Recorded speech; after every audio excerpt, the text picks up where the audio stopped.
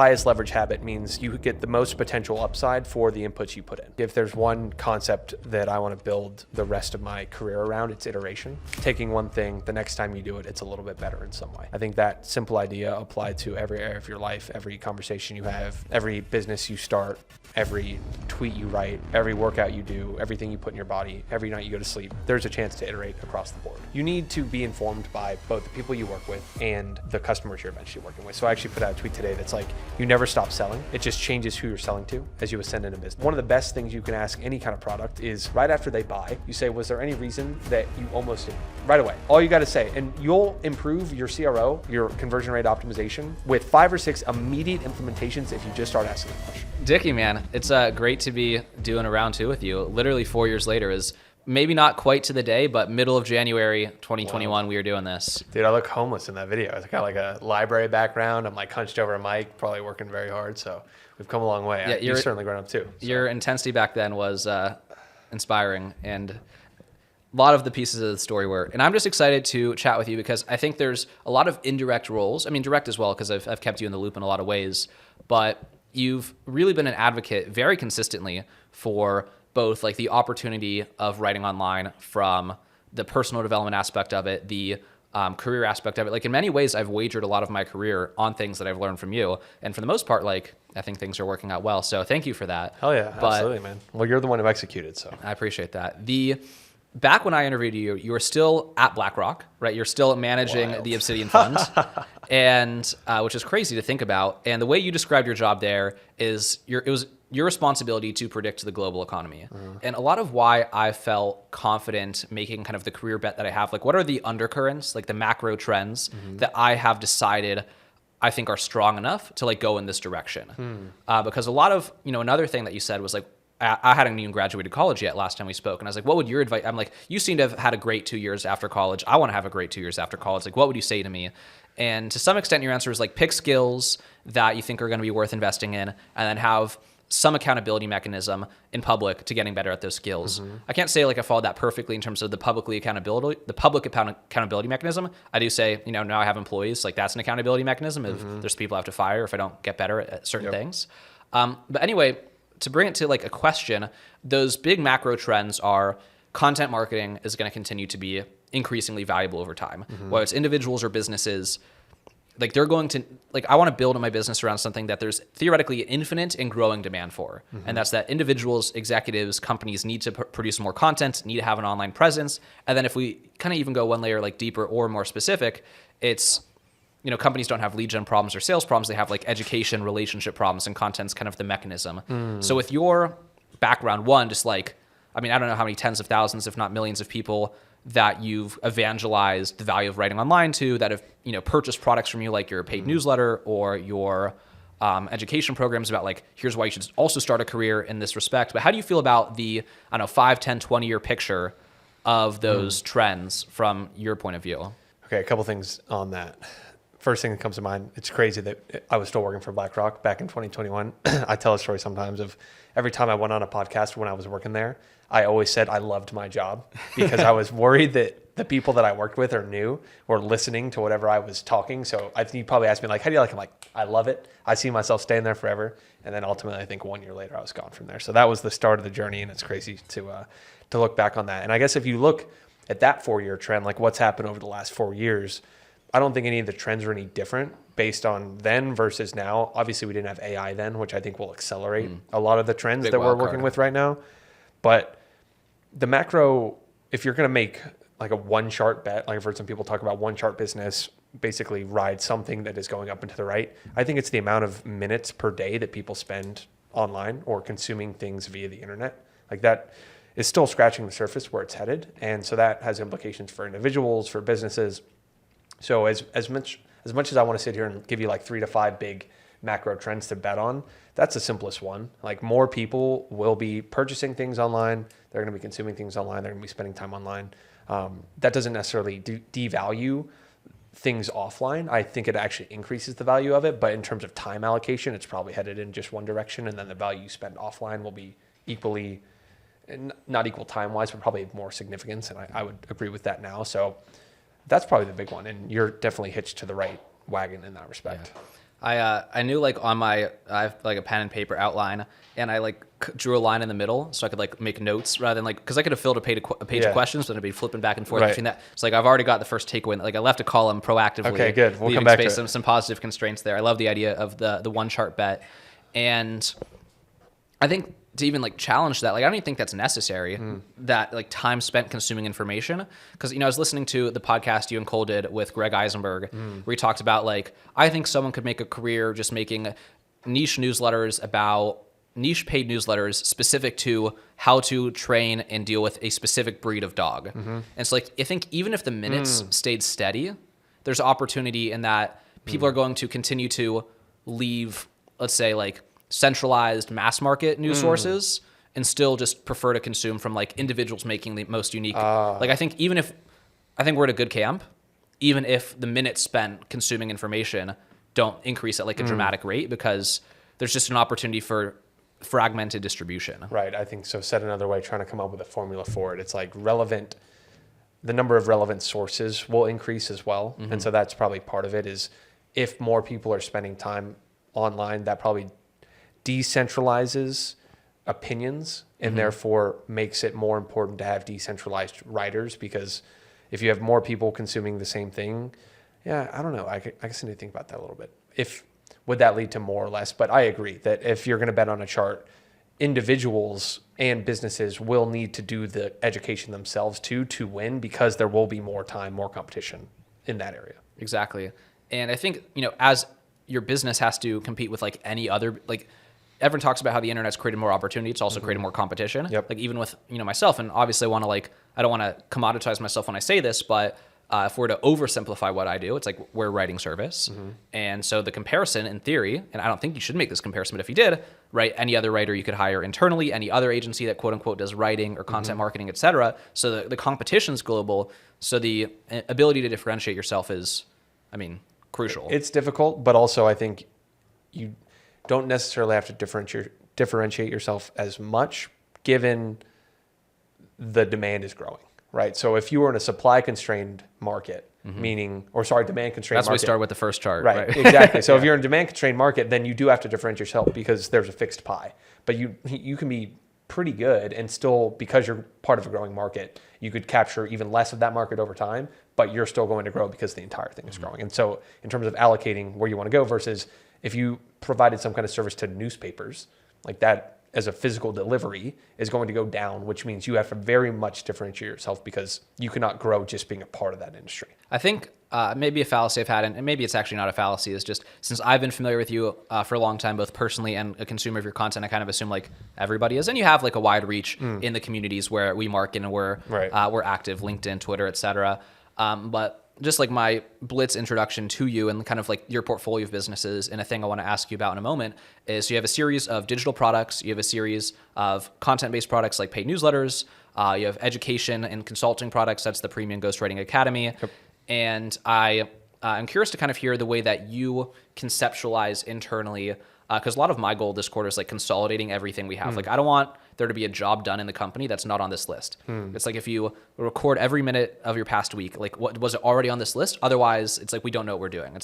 And so when you would describe what are like the activities of your, like how do you think about, because I've heard you say like organic's your best performing channel, and organic's not just a factor of like you tweet like, hey, join the cohort. It's like, no, you tweet, get on this, join the newsletter, learn about this thing. They enter a funnel where, nurture sequences, email marketing, newsletters, et cetera, and then they become a customer. Right. So basically like content, your own best case study for content. So like, how do you think about your own content marketing efforts? Both like maybe just we could zoom in on your favorite product or your favorite content funnel, or across the portfolio of businesses. Like how does everything interplay? So the three main, well, I guess you could say four, but there are four kind of different places we can drive attention. That's like the first decision we make, is that at any time, anything we put out there, we want hyper relevant CTAs relevant to the whatever it is we post. So for example, if I tweet out a writing tip for a beginner, the CTA or some mechanism from there is going to be relevant to our Start Writing Online product, our Ship 30 for 30 product. If I tweet something about ghostwriting and the opportunity to make a side hustle or make an income as a writer, it's going to go to that source. If I do something about how to make your writing online easier with templates and one-click publishing and things like that, it'll go to our software business, TypeShare. And then if I say, hey, this is how to write more efficiently, write with AI, it's going to obviously go to write with AI. So that's where we start, is relevance and congruence to whatever it is. If I want to capture as much, conversion from all the impressions that I generate, I want as much congruence to whatever it is I send them to. So we usually start there. But if you pick a platform, right? So let's just take LinkedIn, right? LinkedIn's a popular platform to write. The way we look at it is, let's first max out the publishing cadence on that platform that we can. So this takes experience of testing certain things, but they're kind of industry standards around different ones. LinkedIn, we find once a day works great. And then on any given week, we're like, okay, what are we going to talk about this week? And what proportion of things do we want to be relevant to different products? Or do I want this to not actually plug any product and just be something that builds brand, builds value, could be completely irrelevant to writing itself, but is tangential in some way? So that's where we'll start with LinkedIn. And then we pick the cadence for the week, say, okay, we're going to talk about ghostwriting 2 days. We're going to talk about journaling 1 day, which would be a brand exercise that's not going to have a hard CTA anywhere.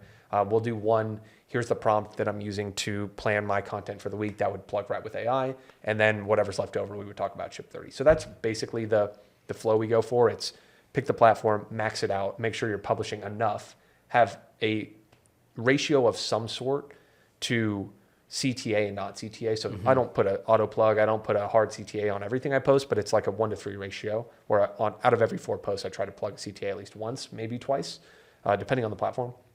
And then over time, we just go, okay, here are all the views we've generated on that platform this week, this month, this quarter.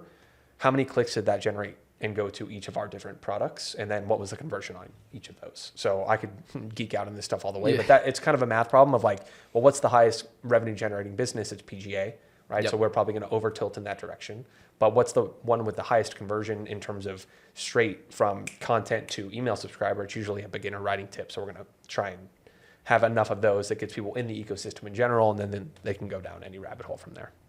That's interesting. The kind of spectrum of these types of products can go instantly from there's a tweet that kind of describes it, and then they're just like ready to buy the product because they're just there, versus, I don't know how many emails in the sequence, but like, let's just get them on the sequence. Yep. And then we're going to wait to pitch someone anything after we've sent 10 emails over 30 days. Right, exactly. I think that's just such a misunderstanding people have. We have, it depends on, you're exactly right. There's some that you need a little information to buy and some that you need a lot. And then it depends on the general familiarity with this world. So if I just said, hey, you should start writing online and here's the course to buy it, if you've been in our ecosystem for a long time, that's an easy thing. But if you've never met me, you're like, why should I do that in the first place? So I have been digging in over the last year to, I think it's Eugene Schwartz, but it's buyer's awareness. And so it's like unaware, problem aware, solution aware, most aware, I think it is.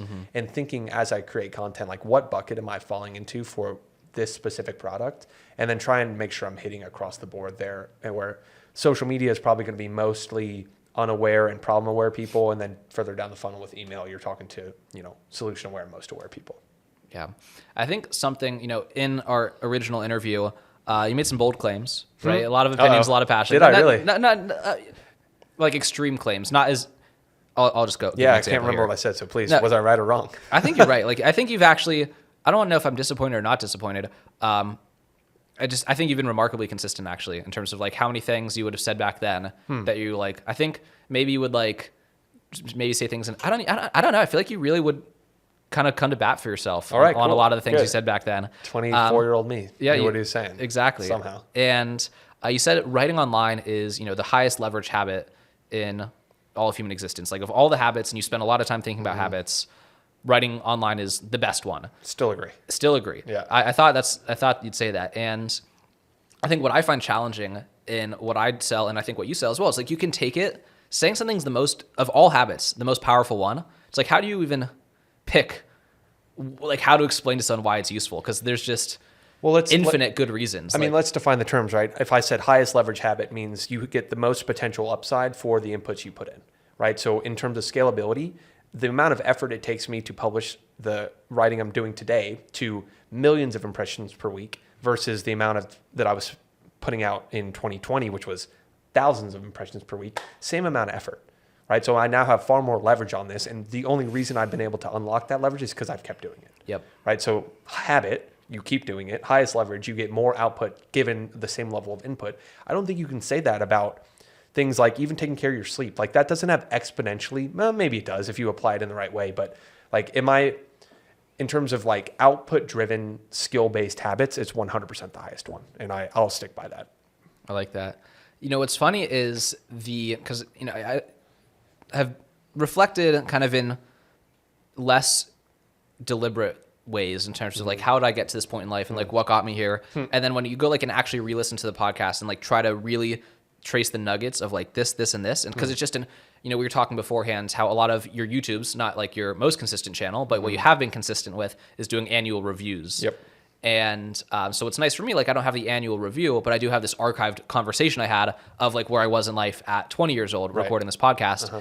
And you said like the catalyst for really this whole journey for you, which is so funny because like what's the number one word in my head every week? It's like weekly newsletter, because that's like what our product is. And that's what I believe like every person, every business should have some presence over email. Weekly is the most straightforward cadence that makes sense in terms of just getting off zero and getting something out the door. And that's like the actual mission statement that launched kind of your whole like shift back from in 2020. That's like the thing that changed you from being, I don't know, like whatever you'd be 5 years later at BlackRock right now versus like whatever middle 20s you end up there versus the path you're on now is like you set out, I don't remember when, to write a weekly newsletter for a year. It was January 2020, and I had already made this decision that I was going to leave BlackRock because I saw someone I know that I worked with ask for permission to go to his son's Little League game. Knew that was not the path that I wanted to take for the next 20 years. Didn't decide to quit immediately, but said I have to start to chart a path out of here.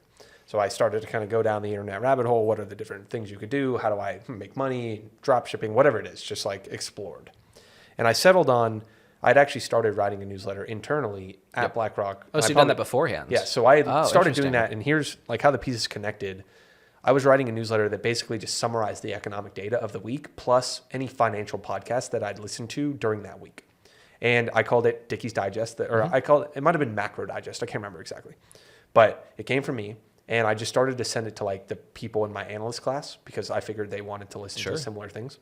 And then slowly it started to grow and grow and grow. And I remember every week like updating the list. I had like 500 or 700 people on that list internally at the firm. Like I remember seeing some of the higher level names go into it. And I was like, okay, there's something here. And I recognized that because I was spending so much time in my inbox. I'm like, what am I doing in here? And I was actually reading these like well thought out notes from some of the higher level people there and then higher level people across different banks because we had a lot of access to that research.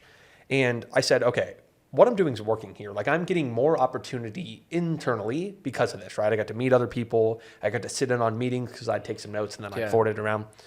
And then I said, well, I'm constrained here because the max number of people, the max number of people that could read this or know that I'm doing anything, I'll work here. And then so I started to write on the side and was like, okay, now I'm going to write a personal newsletter every week for 52 weeks. This was January 2020, before the pandemic, everything happened. So I picked the right time to do it. Yeah. But as I set out to do that, I was terrified to talk about anything that was related to what I was doing at BlackRock. And so I only talked about personal growth podcasts because any given week, I had like a 30-minute walk to and from work every day. So I was getting like an hour of podcast listening time just during that walk. That's when you found the time to listen to the entire Tim Ferriss podcast. Exactly. I was wondering where you found that time. Every episode, and then had a little bit more time after that when I moved home too. But like that was the big thing for me. So I had this outlet where I was consuming a lot of information. I wasn't learning it. I needed somewhere as a forcing function to put these things out there because I was taking notes, but I wasn't really learning what I was talking or listening to. So I did that, and that was January 2020, and then everything started to accelerate like 9 months into it after publishing 35, 40 editions and having 400 subscribers. That's when I kind of hit my inflection point. That's crazy. It's like I didn't remember that detail in the story, and then like hearing that the seed for all of this in terms of like how we both are in the seats we're in now, it's like a weekly newsletter is what started it all. Did anyone take it over or my newsletter internally at BlackRock? Internally, no. I stopped that, and so it was weird because I got to reach out, man. Yeah, that's a client right exactly. there. Seriously, no. January 21 when we chatted, I'd been doing that for about a year. That was the first cohort of Ship 30. My like gross revenue at the time was like $30,000 or $40,000, and I did not think that I was going to be making enough that year to leave. Ended up doing $1 million in 2021 gross, and so I had plenty to leave. It was more of a financial risk to stay, but I overstayed there. I was making so much more that it was almost like, is this really going to keep happening? And I just kept reaching these levels. And then finally 2022, I was like, all right, I'm out of here. But obviously we skipped 100 pieces of that story that I've talked about plenty elsewhere. So I was in the same studio a few weeks ago with Daniel from your team. Yep. And so I sent him some texts yesterday. I was like, what are some like things Dickie, you know, likely hasn't covered in a lot of ways, or would be like more left curveball questions to ask. And one he came up with, because now, you know, I think especially the people who chose to listen to this because you're familiar with you, it's very easy to like, well, of course, you know, like you said, you've built the leverage. It took daily work for 4 years straight to get here. I don't have the luxury of pressing a button and getting 1 million impressions the way that you have that luxury. Well earned, right? But still, it's just not going to be relatable to the person who's not there yet. And exactly. Sees the path in front of them and thinks, oh my goodness. But what are some of the, what Daniel told me to ask you that I thought was a great question. What are some of the scrappy ways in the early early ship 30 ways that you tried to like get people into your cohort, get people to like find you on Twitter? Not like, okay, I'm big, I'm established, you see my name in the feed 10 times, okay, you follow me, but like I'm just a guy with an with a community who's great question. Yeah. So for anyone unfamiliar listening, Daniel, first employee, our most skilled employee right now, an absolute legend. He was part of the first Ship 30 cohort back in November of 2020. He was taking notes during one of the live sessions and then hit me with a DM afterwards and was like, hey, I don't know what you need right now, but I'm like happy to run the community. I'll do this, I'll do that, I'll do this, I'll do that. And for $1,000 a month, he was working for me the next week. And now he runs our operations, our marketing. He was at my house today. We were doing like a quarterly marketing plan, and has absolutely killed it. So everyone should go watch that episode because he's very, very smart, very smart. Scrappy ways we got Ship 30 off the ground. Okay, so I mean, the original cohort, I was so terrified to charge money that it was $50, and I told everyone I'd give them their money back if they completed all 30 days. Yep. So that was number one. And then like day 20, day 25, as people were doing it, I was like, look, you can roll this forward into your next cohort if you want to keep this going. And then $50 went into the next one, and I didn't have to give the money back, and the people who did, I did, and whatever. So that was one way, is like, there's zero risk to do this. The first one was, it would have been free, but I don't know if you remember like the original tweet, I had 300 or 400 people respond to that original type form. And I knew that was going to be a mess. So I had to make it some kind of accountability. So you didn't have ChatGPT to fix that for you. Yeah, exactly. If you're going to make some kind of free or initial digital product, any kind of service, you should always start for free, is my opinion, because you're going to get paid in skills and then you can use that testimonial later. So that was number one. Number two was every single person who completed it, I got a testimonial from. So in one free cohort, I had 45 people saying this changed their life. And I held a one-on-one interview with every single person during that original cohort saying, what'd you like about this? What worked? What didn't? Why'd you do this in the first place? Was there any reason that you didn't or almost didn't join so I could improve my marketing going forward? Then I had a little bit of a flywheel going on Twitter because I was writing some viral threads and then people were picking up on it. And then I do another one on someone big and that would get picked up. So I had a nice like borrowed credibility streak where I was writing about other people who were doing well on Twitter. And I had a knack for like, if there was a big webinar between people someone looked up to, or like a good chunk of Twitter looked up to, I would take notes on it, publish them. That would build the flywheel again. And then I'd plug Ship 30 at the bottom. But I'd say the big one, or big two, were right when you joined Ship 30 from the very first day, immediate email came to you and said, hey, I've created this bonus resource. It's a behind the scenes look at blank, blank, blank. All you have to do is click this button, share that you've joined on Twitter, and then I'll send it over to you. Yeah. That automation single-handedly has probably made like $2 or $3 million. Wow. Legitimately, because all it does is create the flywheel on Twitter where I can engage with it, I can retweet it, I can share it, I can comment on it, and then anyone with a decent following that sees it goes, wow, this is clearly something other people are doing. So it's got like embedded social proof. And then what I did was, from the first cohort, since they were publishing on Twitter, I just made this giant board. It was called Shoutout at the time, of all the people who were publishing. I was like, look what everyone's doing. You're not actually just joining this thing. There's hundreds and hundreds and hundreds of people publishing every day. So like the amount of social proof that was in there, it was like a risk-free purchase at that point. And then the very last thing, I single-handedly tweeted out a welcome for every single person who joined the first 3 or 4 cohorts of Ship 30. Wow. Up to 400 or 500 people. And what I would do, and because I had like a little bit of coding background, I would download everyone who bought the week before. Okay. And then I would schedule in Hype Fury 400 tweets, and where it was a thread that would post every 5 minutes, right? Okay. So what would happen is I would put hey, March cohort is coming up. Here's a warm welcome to everyone who's already joined.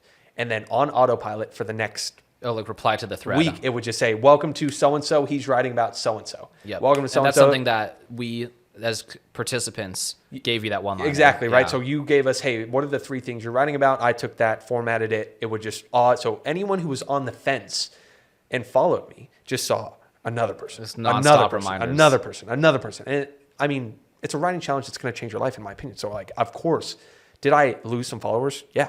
Does that matter at all now? No. And so I think a lot of people are like, oh, aren't you afraid of like being annoying? Like, I don't care. I mean, the people who bought are clearly interested in this thing. They like being given a warm welcome. So that further reinforced the brand.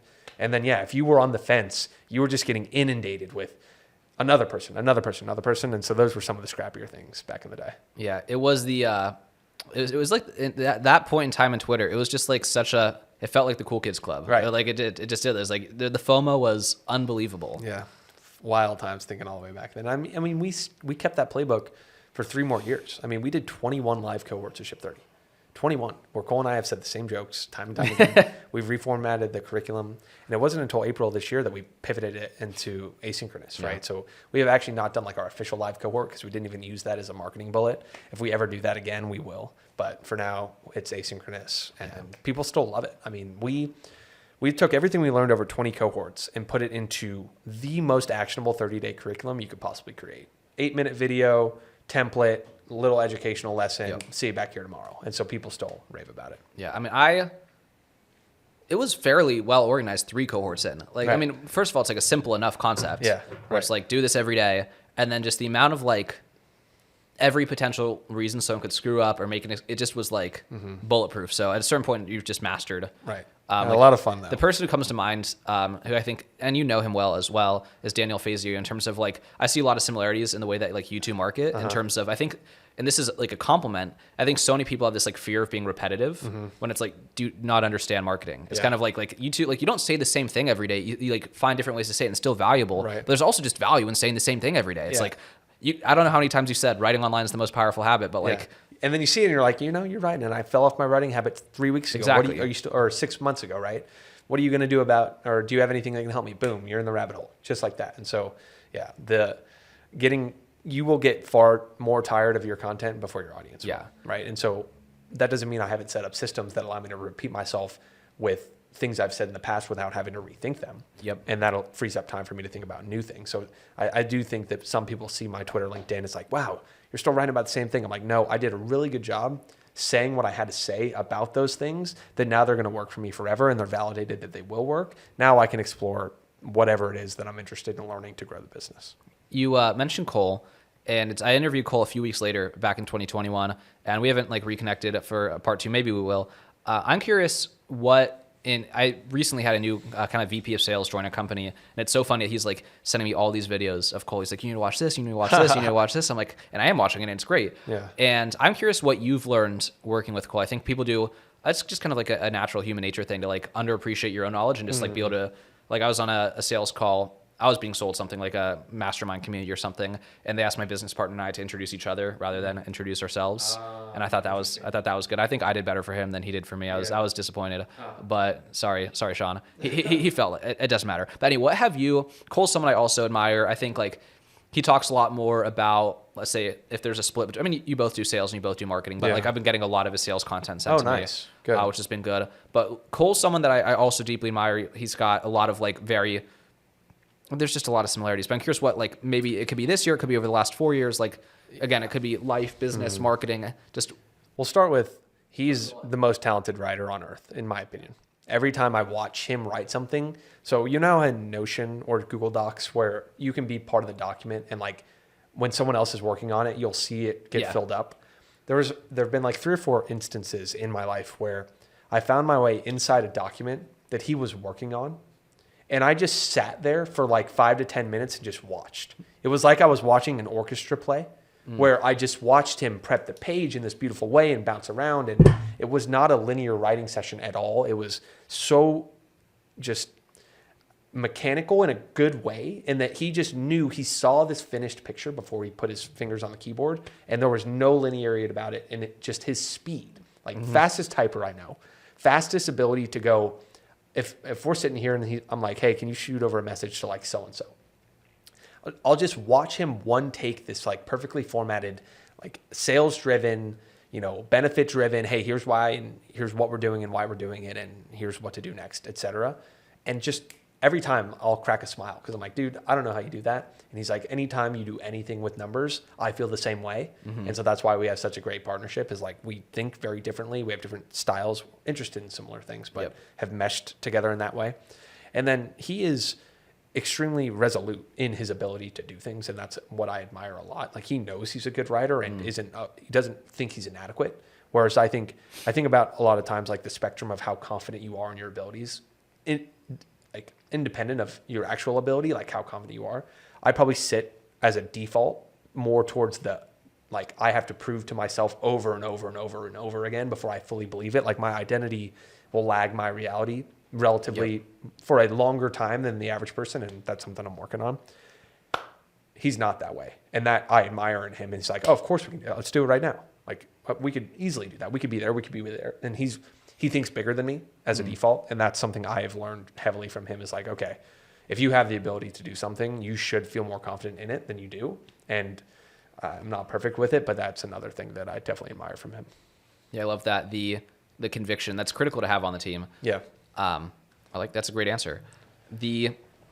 Was that the answer you were expecting? Or is there anything that you were expecting me to say? Because, yeah, I mean, I could go down the rabbit hole. I came to that question with an expectation. I mean, I really didn't. Yeah, I could talk about, 100 things he's taught me on the business side, the life side. It's nice because he's 5 years older than me. So on the relationship side, as I was getting into mine, I'm like asking him, like, hey, whatever. And yeah, sales, watching him sell a product or service is like a chef's kiss, like you said, because he's done it so much of one specific thing to a level of person that you cannot have any hesitation in what you're saying, and you need, like you said, full conviction in it. So the list could go on, but we have, in our 4 years and 3 months of knowing each other, I've definitely learned a ton. Yeah. I was thinking, kind of back to you for a second, what, like, cataloging, like, what are the things about you that, like, have made me, like, want to continue to, like, there's people you unfollow, there's people who, like, are like a mentor for a season, and there's people who've, like, been enduring mentors, like the people you've continued to turn back to, or just, like, have never really strayed from. And part of it's just, like, the surface level, which is, like, you talk about writing, content marketing. That is what I need to continue to learn about. Again, you and Cole are some of the most, like, knowledgeable people and spent more time, especially on the Ship 30. Like, you've taught this thing 20 times. How many people have taught anything 20 times? Right. So, like, you're just going to have frameworks, and it's super valuable. But the other thing would be just, like, the consistency. Like, I don't know if there's, like, a secret off day you've never told the world about or not. This isn't the platform to expose you for that if that's the question. But what seems like outward consistency in alignment with everything, like, you're the embodiment of, you're, like, practicing all the things that you say are terribly important. And so one of them that I thought was interesting, another one that actually came from Daniel, like, I had already written that as kind of like a note of, like, what I think that's very interesting about Dickie is this kind of alignment between, it seems like you're doing all of the things. Like, you're not telling people to do crazy routines, anything crazier than what you're doing. Whereas you see a lot of that and a lot of other education, online education type people. More extreme, it's going to get more clicks. Yeah, exactly. And so one thing that Daniel mentioned to me was that you actually have your team do end of day reporting, which, like, he sent me, like, the questionnaire, and it's like a journal entry. Like, why do you have your team basically do a journal entry as an end? Because it was like wins, like, that's like in terms of, like, a productivity, like, it's not like it was a very psychologically informed practice more than it felt like a management practice. Right. I think there's multiple reasons. One, so what are the questions? Just it depends on the department, but it's usually, what were your wins of the day? How are you feeling about things? So I guess actually let's start with my end of day journal, because that's what informed it. At the end of every day, I go, what were my biggest wins of the day? Start there, first question. Then if I feel like I could have done one or two things better, I'll write a quick note and, like, mentally replay it. So, got distracted doing this, check my phone first thing. Tomorrow, I'm going to put it in a separate room so I don't look at it. Like, I try to have daily feedback loops on it. And then either what's going on tomorrow, and then, like, a lessons and realization section. Yep. All I'm trying to do there is get people to recognize that what they do every day is a chance to iterate. Meaning, you did something today that was good, recall that. Remember what you did that was good. You probably had one or two things that you could do better that you will go 3, 6, 9, 12 months continuing to do if you do not bring that to top of mind. Then the lessons or anything you learned, one thing you learned is what I try to say based on that. So it's usually, hey, I messed up here. And so using my example, I checked my phone first thing. Why? Because I left it next to my bed rather than charging it across the room, which is what I normally do. let's fix that tomorrow. And what led to that? Like just that 5-minute introspection, the amount of progress you can make iterating your work environment, iterating your mindset, iterating your exercise, your diet, whatever it is, that small thing adds up over the course of the year. And then, what are you working on tomorrow? Because I like to go to bed or end my workday primed with what my subconscious is going to think about. So I basically took my end of day journal, was like, hey guys, you don't have to do this at night, but let's do it at the end of every day. And everyone enjoys it. It doesn't feel like homework because it's mutually beneficial for them. And then selfishly, I get a pulse check on how everyone's doing, right? If you have to put an end of day, you're naturally more accountable during the day.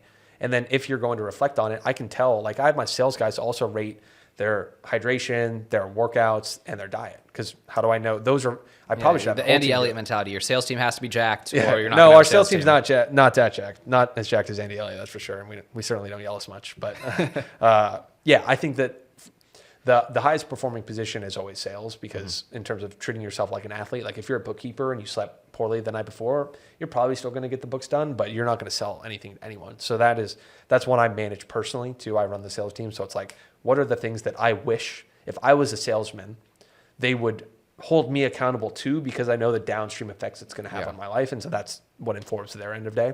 But entire team, I can then take, hey, what are all the things that got done today? And then I'm also on the pulse of it as well.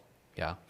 That's, the full list that I opened the question with was, of like the main thing, like, because I think it's not like I'm not the first person to ever say this, like even like Napoleon Hill and like Think and Grow Rich is like list after him, it maybe was like Andrew Carnegie and Rockefeller would be like his kind of like people. And so it's like you catalog those people and it's like, okay, but what is it about them? And like, what is it that I want to like emulate from those people? And from you, what I came up with was like just the clarity of thought, the clarity of goals and purpose, the embodiment, and then the speed of execution. And so, cause like you have something. And so those feedback loops, it's kind of funny how just even in that one answer, you just like ran through the same catalog. And another mantra I like is, we don't learn from experience. We learn from reflecting on experience. True. Right. That's the difference. That's good. That's the difference between making the same mistake every day and being like, and going to bed with the thought of like, damn, I should do better at that. I should do better at that. And it making that mistake 90 times versus making the mistake once and having those backstops, if you will. I think if there's one concept that I want to build the rest of my career around, it's iteration. Taking one thing, the next time you do it, it's a little bit better in some way. I think that simple idea applied to every area of your life, every conversation you have, every business you start, every tweet you write, every workout you do, everything you put in your body, every night you go to sleep, there's a chance to iterate across the board. I'm not going to sit here and say that I'm some kind of master at doing this. I've struggled across this year, multiple years, fixing things, changing things. But a lot of what I say publicly is what I'm trying to do and what I'm actively working on doing. And so you'll see me sometimes more raw, like here's exactly what I'm learning right now. And this is like, you'll see my end of year video is probably the more raw style that I typically do. And that's why I like it. It's like, I write down these 10 lessons, I turn the camera on and I'm going to talk for 2 hours because I got a lot to say on them. So that culture though is what I think defines our business, is trying to iterate as quickly as possible. And if I can define my life around it, I'll be pretty happy as well. I think that's great. The other potential idea I had from the previous answer about the end of day reports, just kind of loop like in the loops that go on in my mind, and one of that it caught was, and this isn't a book, this is a book that I read like the introduction, like I downloaded the Kindle preview, I haven't even bought it yet. Just another podcast guest had recommended it to me, and it's called They Ask You Answer. And so like I think about content strategy can be so simple. Like if all you have is what you said, it's just something I love to bring up on sales calls. I didn't know it was like a Gary Halbert thing, but just the buyer's journey. So it's like when people ask us, like they have to give them the vision of what the newsletter is going to look like. And I'm like, look, all we do is just dissect what your customer journey is and make sure that we're hitting all 4 buckets. Because what so many people do is only fixate on like, we're the best when people just aren't ready to buy for whatever reason in terms of problem awareness. So like I was on a sales call today where the guy has a platform where he helps people make relationships with other similar vendors so you can send each other referrals. If someone's ready to like go find referral partnerships, they're ready to sign up for this platform because like, why not? But you have to spend all your time convincing people like, here's why referrals are the best way to get leads or whatever. And the other one though, is this book called They Ask You Answer, which is basically like all of these internal nuggets. I mean, this is what you would do with Cole really well, which is like, espresso hour where you basically just talk about like quarterly planning, for lack of a better term, as a podcast episode. Right. And we did our first one back, and we committed to do a weekly one this year. So we did one this morning, and the clarity of thought I emerged from that with was huge. So definitely a resource for us. But I'm almost certain that kind of in addition to that, to the extent you can like scrub and censor, and like, I'm sure you've seen something come up in an end of day report that gave you like an idea for a piece of content, right? Okay. In terms of like a business lesson, a life lesson, just like seeing internally. Like I could even think if I had like my fulfillment team do that, like my writers do like an end of day report. I'm sure they've like came up with an interesting subject line or turned that into like a framework that we could add to like a library of templates. And then those become content I share of like 5 templates that are working really well for subject lines right now. Interesting. Just the idea of like they ask you answer is, I haven't even read the books. Like now I'm just being a total charlatan. But like the ideas I had from the first page, Right. Which is a lot of the value of a lot of books. Which is actually the value of a lot of books. Hey, it's kind of the same thing of like I got something useful from it, so I put the book down and I'm doing stuff with it rather than just like reading the book to read the book. But just how much value comes in just talking like in these unexpected places. It's not like going out into the corner and doing content strategy. It's just like you need to be informed by both the people you work with and the customers you're eventually working with. So I actually put out a tweet today that's like, you never stop selling. It just changes who you're selling to as you ascend in a business, right? So initially you're the one selling to customers. Then you have a closer who sells to customers, and then you're selling to them to stay. Then you have a sales manager you're selling to stay, to keep the closers to stay, to keep selling to the customer. And then you just ascend, right? And so I spent actually a lot of this year, I probably wrote and created the least amount of public content that I have. But I spent by far more time creating internal trainings, internal lessons, internal hiring, internal playbooks, training my team. Because a lot of the content that I needed to create to attract people into the business, I've said before. And so I set up systems where we have people who manage some of our posting and things like that where you already know how to sell the product to the I know how to sell the consumer, product. Right. I don't have to write new things. Now, granted, I probably should have wrote more than I did, or found a vehicle, which I will do this year, of when I create something for my team, I need a vehicle to put it publicly. It didn't always mesh with written form because it wasn't always that polished, where I would say a lot of it because it's easier to talk than to write. And so I'm going to have a podcast and video this year that I put out consistently, not on any kind of set cadence, but it's like, here's what I'm thinking about and working through right now as a forcing function for me to create that could eventually get turned into written content. So I say that because the end of day report, but as well as just customer questions. And like one of the best things you can ask any kind of product is right after they buy, you say, was there any reason that you almost didn't? Right away. That's a great one. All you got to say, and you'll improve your CRO, your conversion rate optimization, with 5 or 6 immediate implementations if you just start asking that question. Because they'll say, yeah, when I went on the landing page, I saw this, and I almost was like, oh, that's not for me. And for every person who buys, who says there was a reason they almost didn't, there's 50 people who didn't buy for that exact reason. And so in the same way, if I'm now selling less to customers but more to employees, I need to capture those things that they're putting in their end of day report. Like, man, I'm kind of burnt out right now. Man, another day with 3 calls on the calendar that were unqualified. Very frustrating.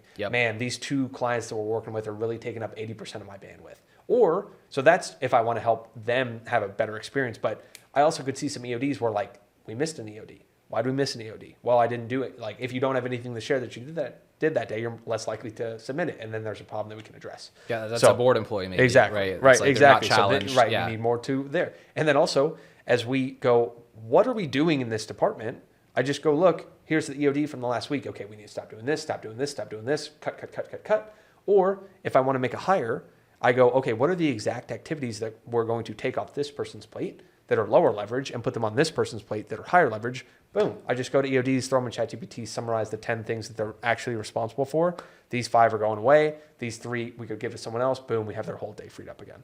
And so those are the ways, like, it's all, you're selling something at all times. And so all I'm trying to do is optimize my conversion or retention. And so I could ask that to customers. I could ask that to employees. Yeah, it's like you alone can't achieve everything you want to achieve in the world, right? And so it's all about just, I don't know if you're like a founders guy, like David Senra. A little bit, yeah. I like him. I got to meet him in Miami. Good dude. Oh, that's really cool. Nice dude. Yeah, I haven't had the chance to connect with him yet. I'd like to. But something he always says is like the best founders are sloganeers, Yep. which is again the same idea of like repetition internally. And so a big project for me right now, kind of along the lines you said, is having a document that identifies every area of responsibility within the business. Your method of seeing that is like end of day reports come in, describe what everyone's doing daily, feed that to an AI, it extracts the data. Yep. I guess I'm taking more of like just a different approach, like a backwards approach, maybe top down, yours is bottom up if you want to call it that way. Well, so we're actually working on doing the same thing right now because I think if you want, this is the first year that I've had employees that I have to manage that aren't performing as well as I would like because we're up to 29 now, that naturally ebbs and flows. We just got this kind of nice life hack from the Hormozis at the workshop we were just at. And it's like, if you have an underperforming employee, you need a side-by-side where you print out the job report. They go highlight in green all the things they're doing well, yellow, they think they're doing okay, red, the things they're not doing. Yeah, I did that basically this morning. I was self-assessing as a company. Like, are we above average of this? Excellent. So like one example is like our referral program. Okay. So it's like one component of that is paying referrals, paying commissions on time. I gave us an excellent. We're paying everybody on time. Right. But it's like maintaining relationships with existing referral partners. Right. It's like Not as good. below average. Okay, It's so like it's not systematized. Here's the challenge for you and how we do it with our team.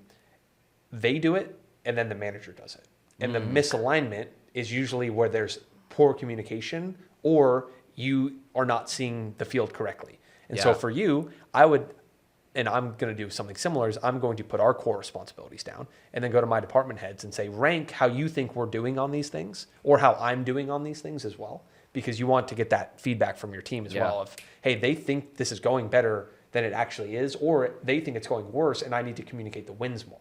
So it all comes down, you can avoid almost every problem in relationships, business, yourself with clear communication. Yeah. And so until you have this rubric to measure the things you're trying to clearly communicate, you're probably just shouting, not actually shouting, but just word vomiting, and no one really resonates with it. But if you can have a conversation, this is the behavior we expect, this is what you did, this is unacceptable, and therefore we must bridge that gap to get there. Again, goes back to iteration, you'll be able to move much faster. Yeah, I think that's also such a core process of,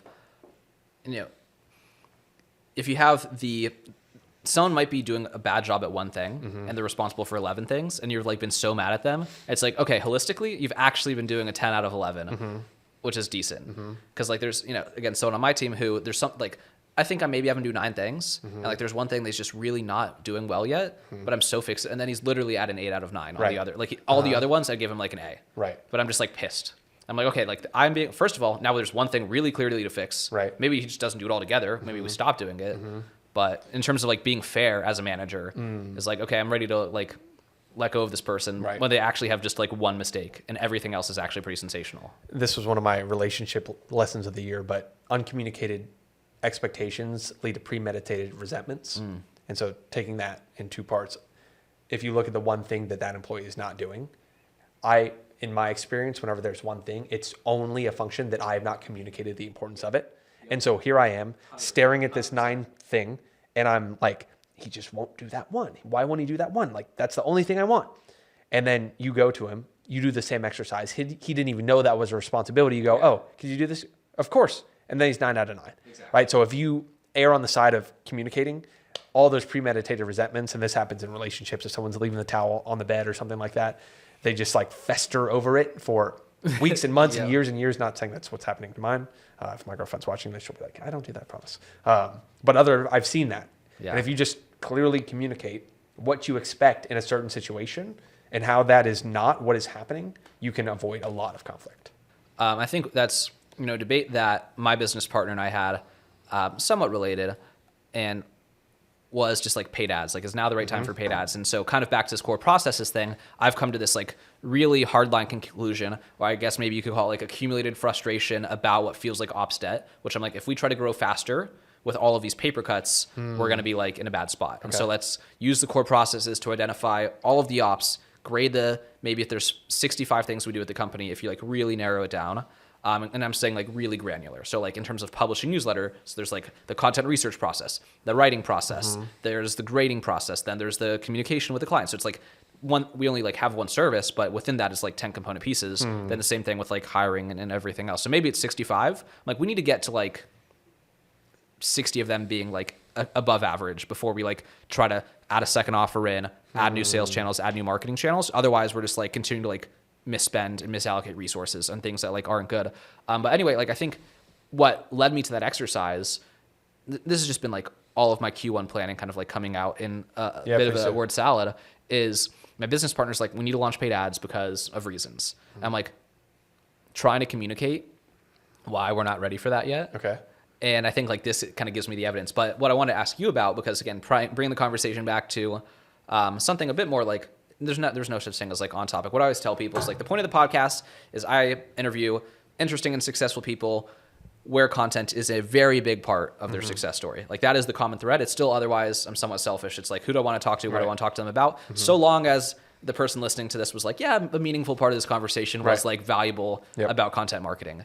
And so one other of those questions, Hormozi workshop as well, you kind of brought it up, was like where paid ads have been in your business. Because like what terrified me about paid ads is like the lack of, like we have our newsletter and it's really good, but we don't yet have like a lot of very aggressive like automated nurture sequences for people at different stages. We don't have like as many lead magnets as I'd like, and kind of like these conversion assets for the people in the middle of the funnel. And I'm like, this is why we shouldn't spend money on ads, because these aren't that sophisticated yet.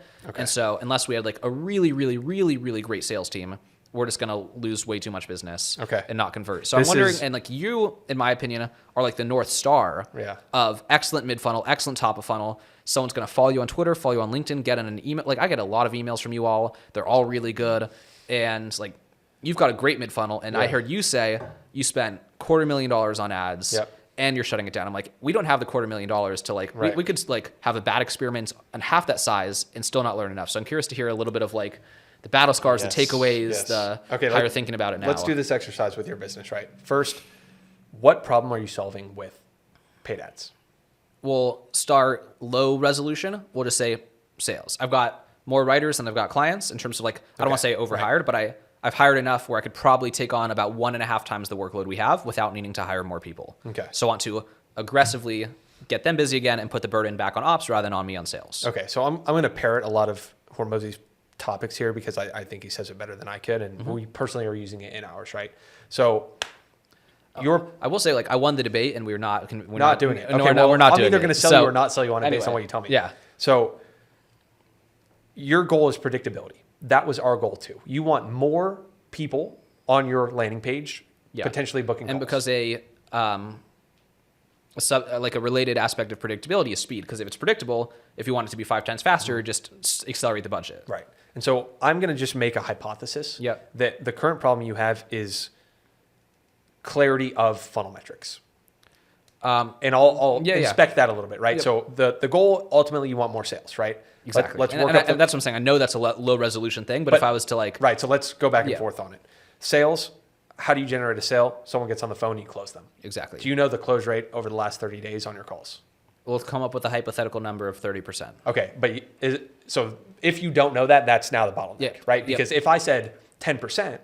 Well, see, what I really need to be careful about as well is the referral close rate versus the cold close rate, because those are totally different numbers. Extremely different, right? So you should break those out, but you still should know the aggregate, because even if your referral close rate is 15, or 75%, you could double the business if you got your sales team to perform at 30 with no additional traffic. That's true, right? Exactly. And so scaling cold on top of a 15% close rate, you can double the business right away. And so as you go through these funnel metrics, right, I want to go from there all the way click to close. There is going to be one metric that you could double. Absolutely. And so the best way more than probably one. more than I'm telling you, we're again like it's actually very hard to double some of these, and so I'll explain why. Right, to go from 15% to 30% close rate, people would go, okay. So let me just give you 2 examples. Right, let's say that 50% of people go to your landing page and book a call, or 50% of people that visit the call booking page end up booking. Right. And then you close. If they have the widget in front of them to pick a time, 50% of them pick a time. Perfect. And then you close 15%. Sure. So those 2, if I said you could boost your close rate from 15 to 30 or your application rate from 50 to 65, both 15%, right? Which one sounds easier? That's a good question. I think, I don't know how you would, I mean, you can put like a testimonial embedded in the widget or something to bump it up by 15%.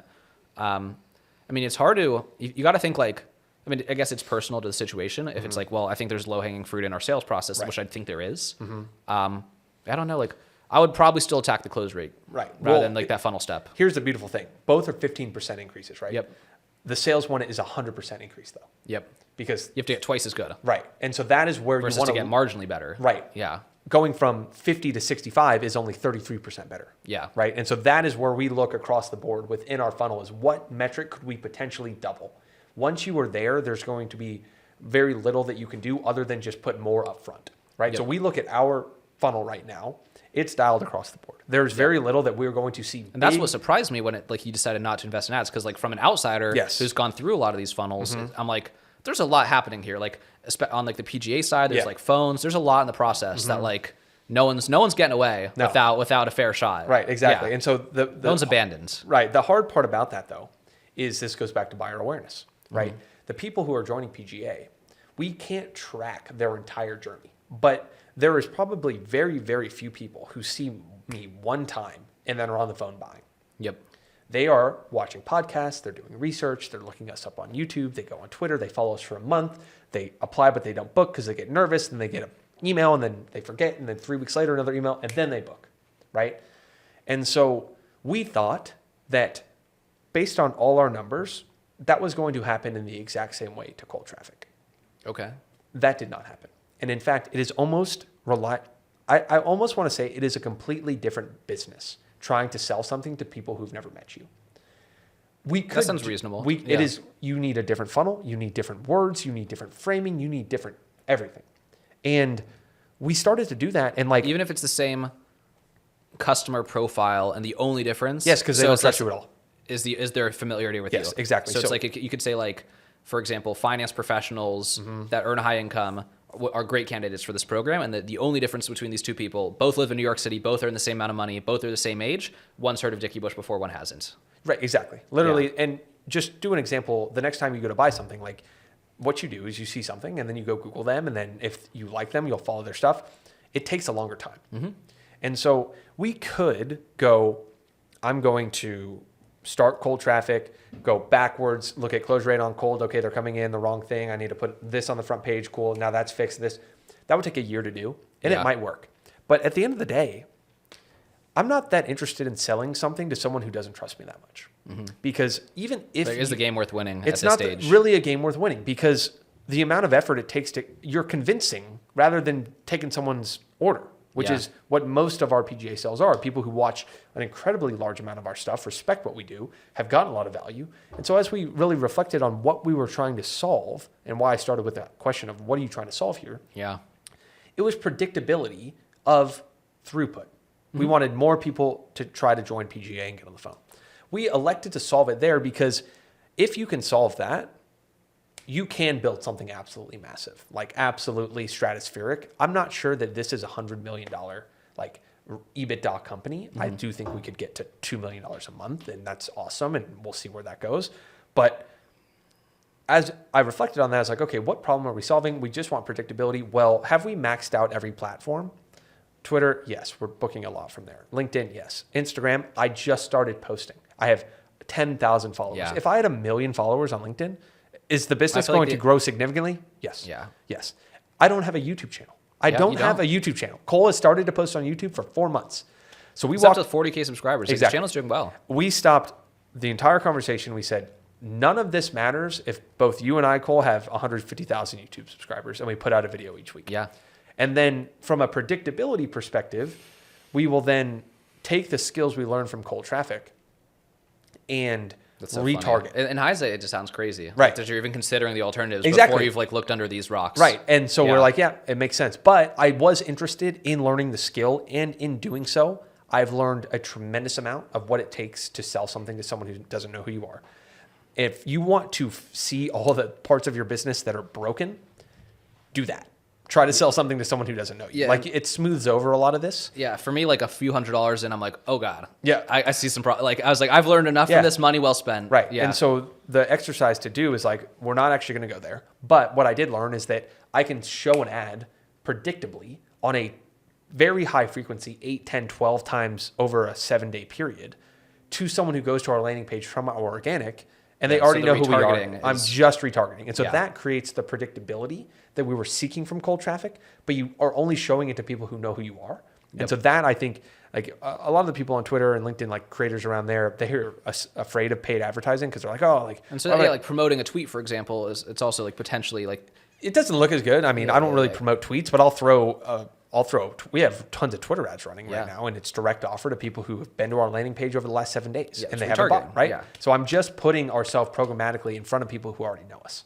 And so that was the big takeaway from as we ran that experiment. Like we almost broke even, like we didn't lose money, or we lost a little bit of money on that experiment, but the lessons I learned and the skills that our sales team built, well worth it. Now we're just reflecting of like, okay, if we were going to spend $100,000 a month on ads, our marketing spend right now is $30 a month without ads. What could we spend on the organic content side? What else could with $70,000? Yeah. Like I'm going to have a massive YouTube channel. That's it. And so I know that I'm going to be able to execute on that. And I feel better about that process from what aligns with what we like to do more than pure cold traffic. And so, yeah, that's our big takeaway. Now for you guys, I would encourage a similar thought process on the low-hanging fruit is just service-based agencies retargeting people who are on their list in some way because they do not remember that you exist. And it is, CPMs are like $20. So cost per 1,000 impression on Facebook or Meta or whatever is $20. You probably had over the last month, like a couple hundred people visit your page, 1,000 people visit your page, meaning you could show them an ad, every single person for $20 a month. Right, $20 a month. That's one frequency. Yeah, and then you but like, to 12 call for it 500, $300 a right? month. Call it $600. Yeah, I mean that's you spend 20 a day to show your offer to every person who's visited your page every single day for a month. Would your sales go up or down? Yeah. Up right away, right? Because people just forgot you exist. And so that is something that we're trying to bring to other writers on Twitter, other writers across different platforms. It's like you, and I'm only sharing this because I literally had no clue how this worked until like 4 months ago. It's that you can just put a pixel on a page. The second they go, the next time they open up Instagram, it's almost always cold. And it's like, how'd that happen? Because frequency, Facebook knows the last website you visited. So the congruence is show them that because they're the most likely to take action on that ad. If someone takes action on that ad, Meta makes more money, boom. So that is what we're trying to do. And we think that any service business, especially as you're like one of our most successful ghostwriters, Matthew Brown, he runs like 60, 70K a month. And we're trying to get him to do this because I'm like, dude, you got a lot of traffic that's going there that forget who you are. You don't have the best email flow. Just like film a couple direct offer ads straight to your application page, $20 a day. And I promise you'll book one call from that. And it's worth it from there. Yeah. Well, we're running into the edge of the clock here, but I think that first of all, that's an extremely actionable takeaway for anyone. And I think if we were to classify what it is, what I said was low resolution was like saying the goal was to fix sales with paid ads. Paid ads is a low resolution word as well, right? Because paid ads is what does that mean? And so paying to be in front of people who already know about you is very different than I think really what you're saying as a business owner when you're asking yourself the question, should I start paid ads, is should I all of a sudden try to sell to a brand new ICP, right? And that's a whole different thing of like, anytime you're like, should we try to sell to a new segment? That's a way bigger question than should we activate a new marketing channel? Right. Because retargeting ads are just a new marketing channel versus having the sales team reach out to those people versus a new customer segment. Hormozi's whole thing on this is more, better, new. So do more of what you're doing, better, do it a little bit better once you're maxed out. So whatever content, however you guys are getting customers, max that out. Then try to improve the numbers where you can have any low-hanging fruit doubles. Once that's fully dialed, you probably just go back to more and put more inside, like more overall visitors, which retargeting will take care of. Yeah, I'm trying to use that core process list to be like very clear in my own mind, like what are the things that are working on the marketing side. But Dickie, this has been amazing. Hell yeah. I loved it. You are super active on Twitter. YouTube's going to be big for you this year. Newsletters are great. LinkedIn's great. You're very easy to find. I don't think you've got much competition anymore on the namespace. There we go. That's right. So absolute pleasure. Thank you so much for bro. It's coming good back. stuff. And I'm Dickie Bush, Twitter, Instagram, LinkedIn, all that good stuff. And if anyone's got a DM, any questions, hit me up. I'm happy to answer. And this has been a lot of fun. Glad to be valuable. Thanks so much. Dope.